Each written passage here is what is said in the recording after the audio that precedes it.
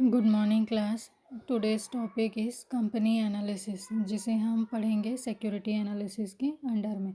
इससे पहले के वीडियो में भी मैंने आपको समझाया था सिक्योरिटी एनालिसिस क्या है, मीन्स किस कंडीशन में किस तरह से हम एनालिसिस करें पर्टिकुलर मार्केट का या जो भी जहाँ भी हम इन्वेस्ट कर रहे हैं उन सारी सिचुएशंस का, जिससे कि रिस्क फैक्टर कम से कम हो और इन्वेस्टमेंट रिटर्न हमको ज़्यादा से ज़्यादा अमाउंट में मिले। इन सारी चीज़ों के लिए हम क्या करते हैं, सिक्योरिटी एनालिसिस करते हैं।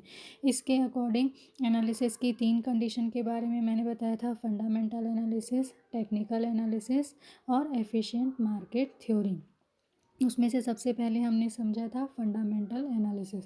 फंडामेंटल एनालिसिस भी 3 पार्ट में बटा हुआ है, इकोनॉमिक एनालिसिस, इंडस्ट्री एनालिसिस और कंपनी एनालिसिस। इसमें से हमने इकोनॉमिक एनालिसिस समझ लिया है, इंडस्ट्री एनालिसिस समझ लिया है। अब नेक्स्ट हम समझेंगे कंपनी एनालिसिस। तो आपका कंपनी एनालिसिस है जिसके थ्रू हम क्या कर सकते हैं, जो भी कंडीशन है उसका प्रॉपर एनालिसिस कर सकते हैं according to basis of performance of a company for a period of time. Means particular एक टाइम पीरियड में जो कंपनी का परफॉर्मेंस है वो किस तरह का है, जिससे कि हम एनालिसिस कर सकें कि पर्टिकुलर हमें वहाँ पे इन्वेस्ट करना चाहिए या नहीं। मीन्स अगर उस तरह के इन्वायरमेंट में या उस तरह के फर्म में हम क्या करते हैं, इन्वेस्टमेंट करते हैं, तो उसका रिज़ल्ट क्या होगा। उसके लिए जो हम कंपनी एनालिसिस करते हैं उसके मेन कंडीशन नीचे आपको चार्ट में दिए हुए हैं। सबसे पहले हम क्या करते हैं, मार्केटिंग पॉलिसी का एनालिसिस करते हैं, फिर अकाउंटिंग पॉलिसी का, प्रॉफिटेबिलिटी का, डिविडेंड पॉलिसी का, कैपिटल स्ट्रक्चर का, फाइनेंशियल एनालिसिस, ऑपरेटिंग एफिशिएंसी और मैनेजमेंट कंडीशन का एनालिसिस करते हैं। अब हम इसको डिटेल में समझेंगे। सबसे पहले हम समझेंगे मार्केट पॉलिसी।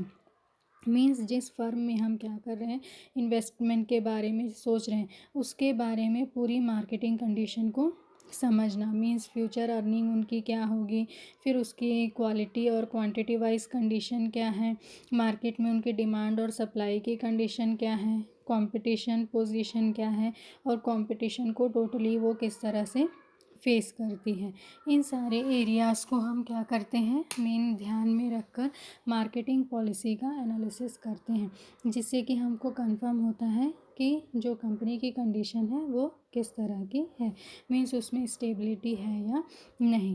अकाउंटिंग पॉलिसी में हम क्या करते हैं, जो भी इन्वेस्टमेंट की कंडीशन है उसमें रिस्क फैक्टर का भी एनालिसिस करते हैं। फिर पर्टिकुलर जिस टाइम में हमको सारा अमाउंट विद रिवॉर्ड रिटर्न मिलेगा, उस कंडीशन में जो अमाउंट मिलेगा उस टाइम के अकॉर्डिंग वो सही रहेगा कि नहीं। मीन्स अकाउंटिंग पॉलिसी के थ्रू हम क्या करते हैं, एनालिसिस करते हैं कि जो इन्वेंट्री प्राइजेस हैं उसकी कंडीशन क्या है, दूसरा जो है डिप्रिसिएशन मेथड क्या है, नॉन ऑपरेटिंग इनकम क्या है, टैक्स कैरी ओवर की कंडीशन क्या है। मीन्स जो इन्वेंट्री है, मीन्स जो स्टॉक है या रॉ मटेरियल है उसकी प्राइसिंग अगर कंटिन्यूएशन में उसमें फ्लक्चुएशन होता है तो उसका एनालिसिस हम करते हैं। फिर डेप्रिसिएशन मेथड कंडीशन का एनालिसिस करते हैं, नॉन ऑपरेटिंग इनकम का एनालिसिस करते हैं और टैक्स उनका किस तरह का अमाउंट आता है उसका हम टोटली एनालिसिस करते हैं। मीन्स टोटली जो उनके अकाउंट की कंडीशन है उनका क्या करते हैं, एनालिसिस करते हैं, जिसके थ्रू हमको पता चलता है कि जो कंपनी की कंडीशन है उस समय कैसी है और आने वाले समय में कैसे रहेगी। फिर नेक्स्ट है प्रॉफिटेबिलिटी एनालिसिस। प्रॉफिटेबिलिटी एनालिसिस में हम जो कंडीशन है प्रॉफिट से रिलेटेड उनका एनालिसिस करते हैं। ग्रॉस प्रॉफिट मार्जिन का एनालिसिस करते हैं, नेट प्रॉफिट मार्जिन का एनालिसिस करते हैं, अर्निंग कैपेबिलिटी का एनालिसिस करते हैं, रिटर्न ऑन इक्विटी कितना है इसका एनालिसिस करते हैं, फिर अर्निंग पर शेयर का एनालिसिस करते हैं। इस तरह से पूरी उनकी प्रॉफिटेबिलिटी की कंडीशन का एनालिसिस करते हैं, क्योंकि जितनी ज़्यादा प्रॉफिटेबिलिटी उनकी होगी उसी के अकॉर्डिंग क्या होगा, उनका डिविडेंड का अमाउंट डिसाइड होगा। फिर उसके बाद नेक्स्ट है डिविडेंड पॉलिसी। मीन्स जो फर्म है या जो भी कंपनी है वो किस तरह से डिविडेंड पॉलिसी फॉलो करती है, किस तरह से सारी कंडीशन को मेंटेन करती है और स्टेबिलिटी लाती है डिविडेंड पॉलिसी में, मीन्स जो डिविडेंड है उसमें कंटिन्यूएशन में इंक्रीज़ हो रहा है, डिक्रीज़ हो रहा है, ये सारी चीज़ों का क्या करना, एनालिसिस करना। और फ्यूचर में जब आप अर्निंग करो या जब आपको रिटर्न मिले तो वो इंक्रीज्ड कंडीशन में होगा कि डिक्रीज्ड कंडीशन में होगा, इसका भी टोटली क्या करना, एनालिसिस करना।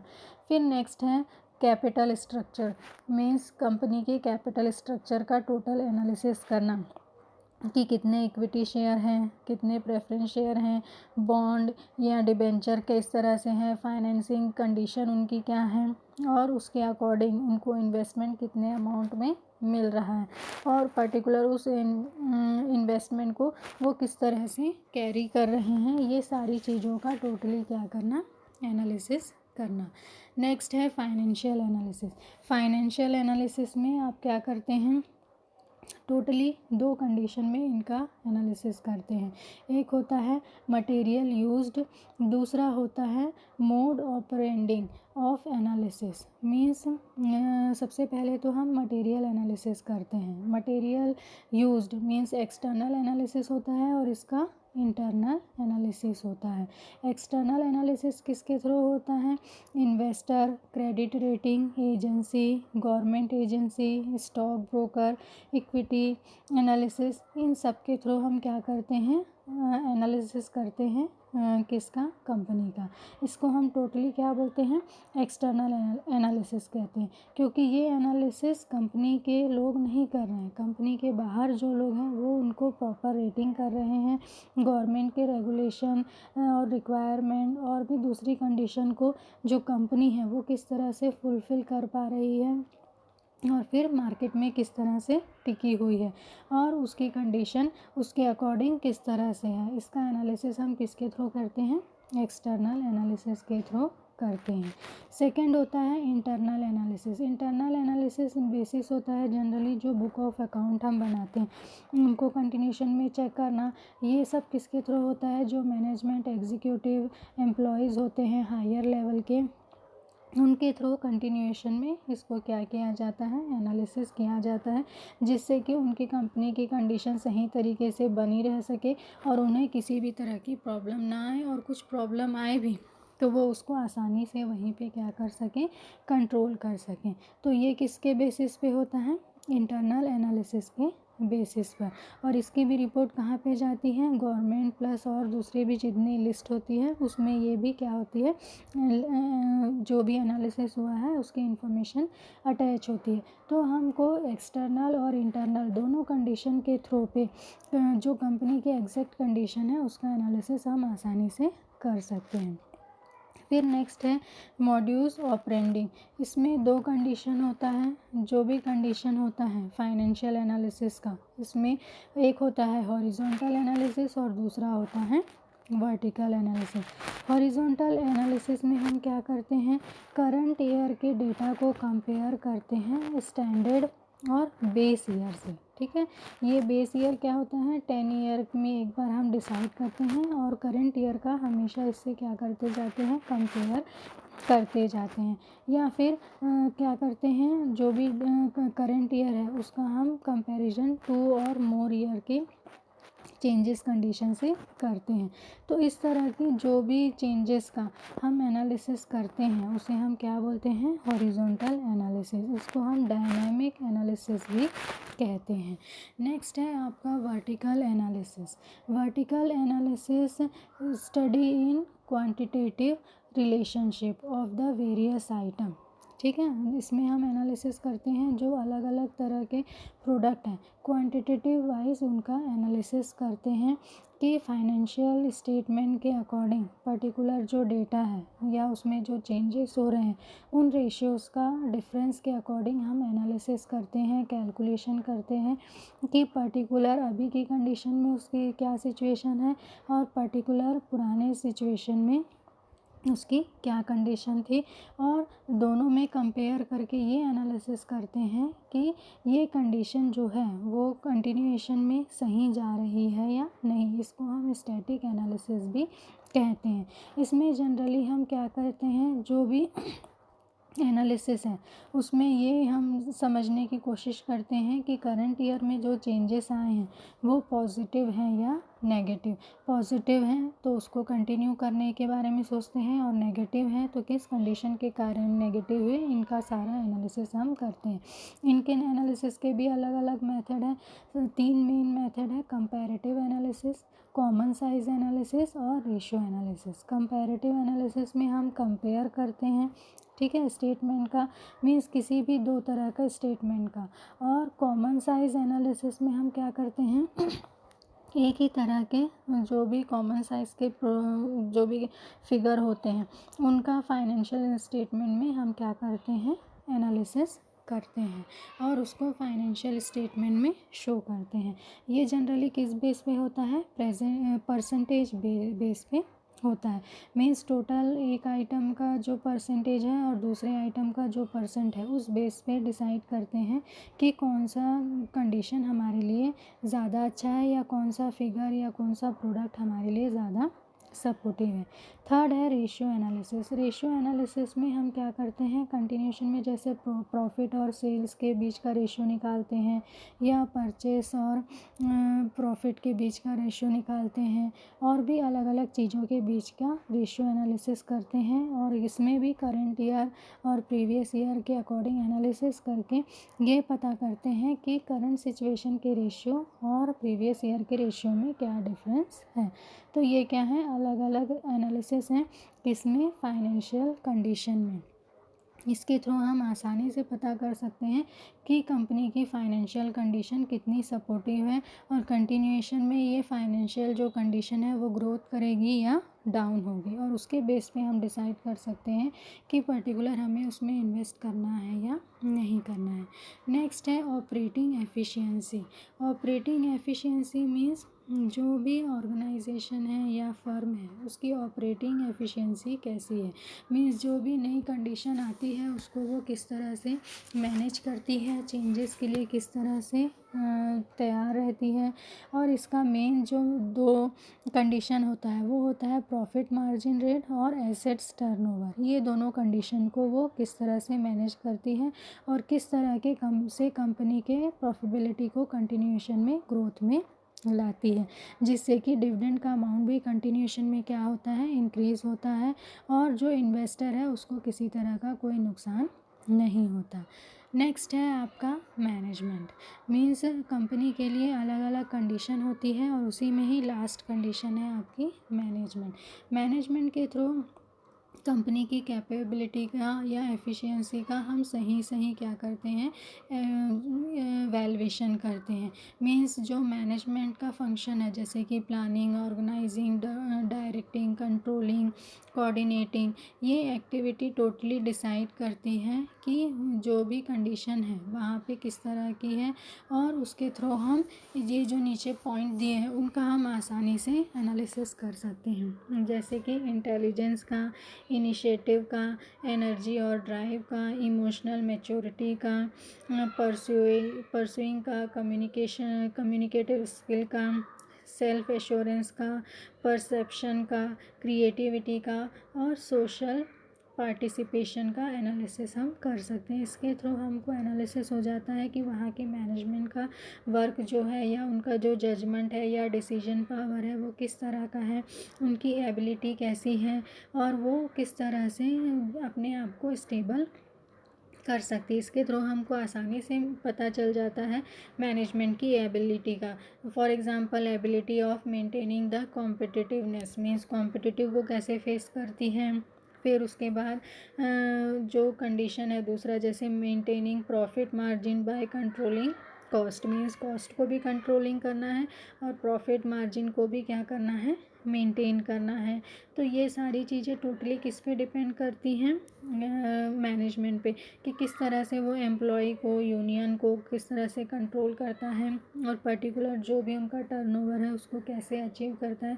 मीन्स अपने गोल को अचीव करने में कितना जो मैनेजमेंट है वो कैपेबल है, उसकी प्लानिंग कितनी स्ट्रॉन्ग है। ये सारी चीज़ें जो हैं क्या करती हैं, टोटली हमको कंफर्म करती है कि पर्टिकुलर वो कंपनी या ऑर्गेनाइजेशन सही है या नहीं और हमें उसमें इन्वेस्ट करना चाहिए ना नहीं। अब हम नेक्स्ट करेंगे analysis of financial position.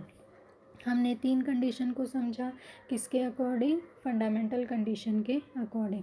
Economic condition analysis, industry analysis और कंपनी एनालिसिस। अब इन तीनों के बेस पे हम एनालिसिस करेंगे फाइनेंशियल पोजीशन का। जनरली जो फाइनेंशियल पोजीशन है उसका हम जो एनालिसिस करते हैं वो आपको यहाँ टेबल से क्लियर हो गया। सबसे पहले तो इक्विटी टू नेटवर्थ, इसके थ्रू आपको पता चलता है कि इक्विटी जो शेयर है उसकी कंडीशन किस तरह की है। ठीक है, equity to capital employed, equity fund की कंडीशन टोटल एसेट्स के अकॉर्डिंग कितनी है। Equity to sale means capital use और किससे रिलेटेड है, ये इक्विटी टर्नओवर से रिलेटेड है। इस तरह से टोटली हम क्या करते हैं, एनालिसिस करते जाते हैं और हमको इसके थ्रू ये आसानी से पता चल जाता है कि हमको कितना डिविडेंड का अमाउंट मीन्स प्रॉफिट का रेशियो क्या होगा उस सेल्स के अकॉर्डिंग और उसके अकॉर्डिंग हमारा प्रॉफिट या डिविडेंड अमाउंट कितना होगा, प्लस टैक्स की कंडीशन, हर एक चीज़ का इसके थ्रू हम क्या कर सकते हैं, आसानी से एनालिसिस कर सकते हैं।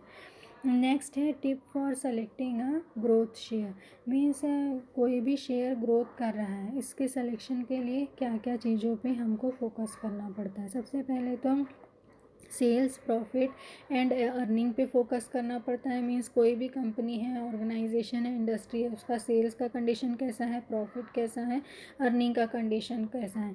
Growth in share holders fund, share holder fund के किस तरह से ग्रोथ कर रहा है। फिर उसके बाद बोनस इश्यूज़ किस तरह से कर रहे हैं।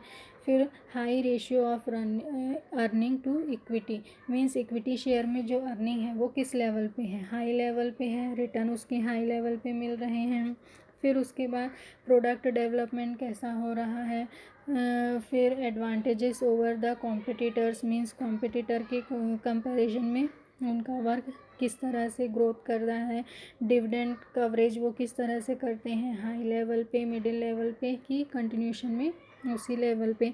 तो इन सारी कंडीशन के अकॉर्डिंग हम आसानी से एनालिसिस कर सकते हैं कि पर्टिकुलर जो भी हमको फर्म सेलेक्ट करनी है या कंपनी सेलेक्ट करनी है वो किस तरह का वर्क करती है और उसका रिज़ल्ट क्या होगा। नेक्स्ट होता है फर्म की कंडीशन या कंपनी की कंडीशन के बेसिस पे, मींस मैनेजमेंट कंडीशन कैसी है, डाइवर्सिफिकेशन सिस्टम कैसा है, एक्सपेंशन स्टेज कैसा है, गुड अर्निंग कैपेबिलिटी है या नहीं है।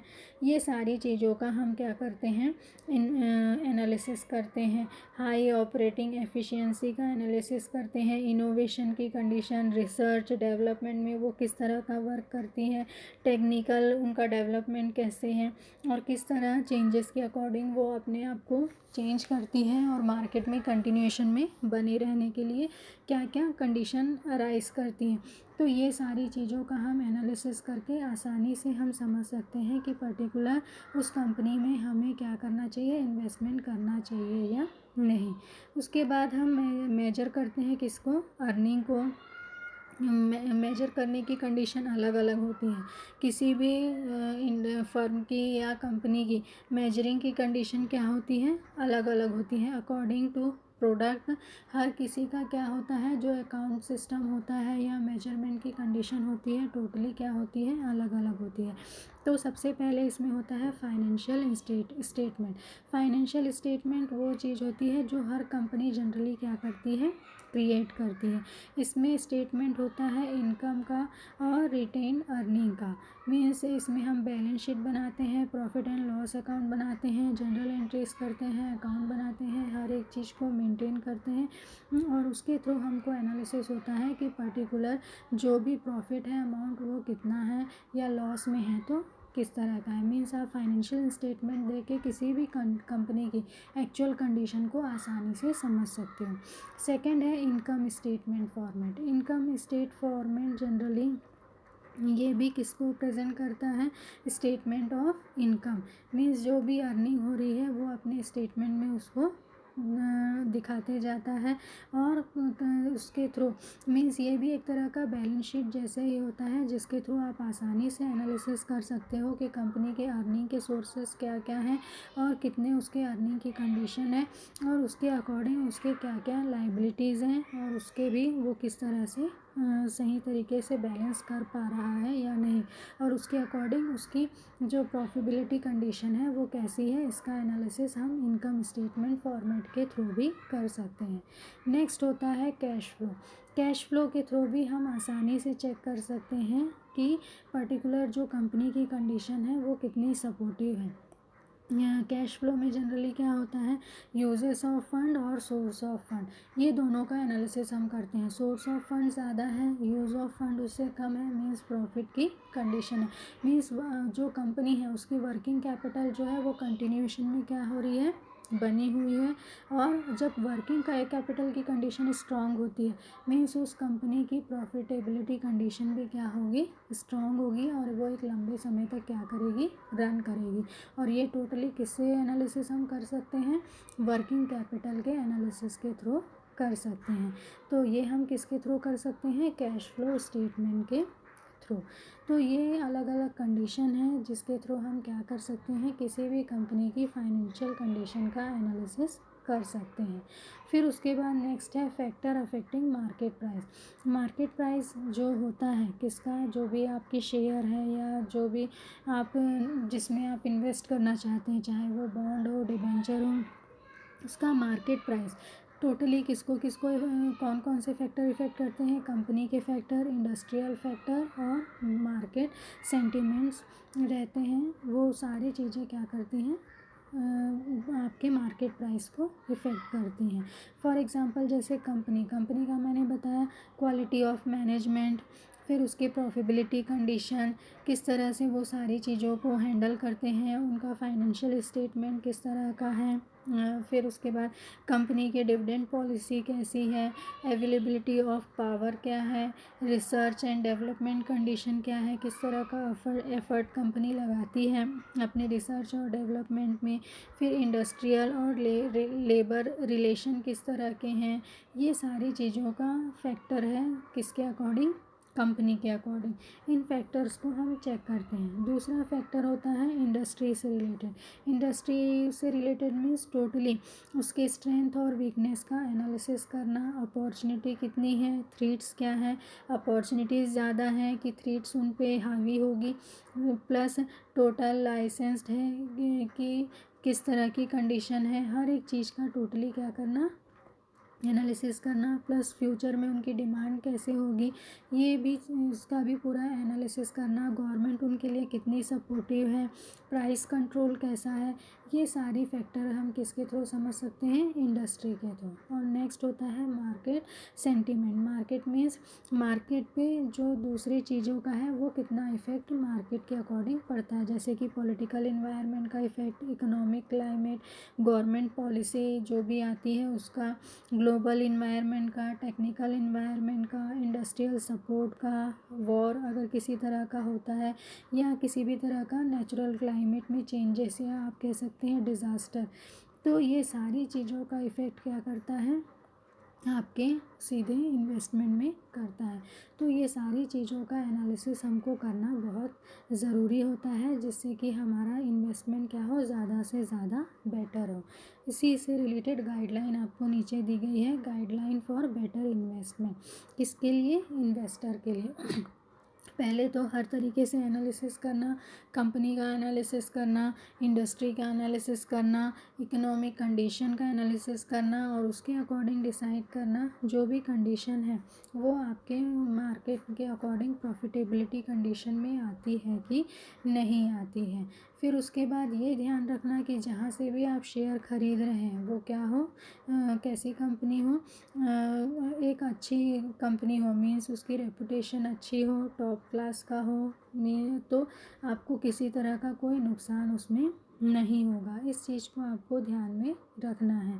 और भी अलग अलग चीज़ों को ध्यान में रखना है, जैसे कि 12 कंपनी से ज़्यादा के शेयर एक साथ खरीद के आपको कभी भी नहीं रखने चाहिए, क्योंकि इससे क्या होता है, कई बार हमारी को ज़्यादा नुकसान हो जाता है और फ़ायदा क्या हो जाता है, कम हो जाता है। फिर उसके बाद जो भी कंडीशन है, जो भी डिसीजन आप लेते हैं, वो टोटली सही इन्फॉर्मेशन के बेस पे डिसीजन लेना चाहिए। सुनी सुनाई बात पे यकीन नहीं करना है, टोटल खुद एनालिसिस करना है मार्केट का, या जिनको इस तरह के एनालिसिस की कंडीशन के बारे में पूरी नॉलेज है उनकी मदद लेना है। फिर उसके बाद शेयर को कब खरीदना है, high price when the market is bullish. ठीक है, ये सारी चीज़ों का भी आपको ध्यान में रखना है। फिर उसके बाद उसी प्रोडक्ट से रिलेटेड कंपनीज़ में आपको क्या करना है, इन्वेस्ट करना है जिसके प्रोडक्ट और टेक्नोलॉजी का आपको टोटली नॉलेज हो। उस तरह की इंडस्ट्री में अगर आप इन्वेस्टमेंट करते हैं तो आपको पता रहेगा कि आप कहाँ पे अपना इन्वेस्टमेंट कर रहे हैं, और पर्टिकुलर जो प्रोडक्ट है उसकी फ्यूचर में किस तरह की डिमांड होगी, हर एक चीज़ का आपको नॉलेज रहता है। फिर उसके बाद एनालिसिस करना कि जो कंपनी है उसकी जो अनलिस्टेड शेयर इस तरह की कंडीशन वगैरह ना हो। हर एक चीज़ को अगर आप डीपली एनालिसिस करेंगे, हर एक चीज़ को समझेंगे, तो आपके इन्वेस्टमेंट में कहीं पे किसी तरह की कोई दिक्कत नहीं होगी, रिस्क फैक्टर कम से कम हो जाएगा, और रिवॉर्ड आप जैसा चाहते हैं वैसा ही आपको रिवॉर्ड क्या होगा, मिलेगा। ठीक है, तो ये क्या है, अलग अलग कंडीशन है जिसके थ्रू आप क्या कर सकते हैं, एनालिसिस कर सकते हैं कि पर्टिकुलर किस तरह का सिक्योरिटी पे आपको इन्वेस्टमेंट करना है। Thank you.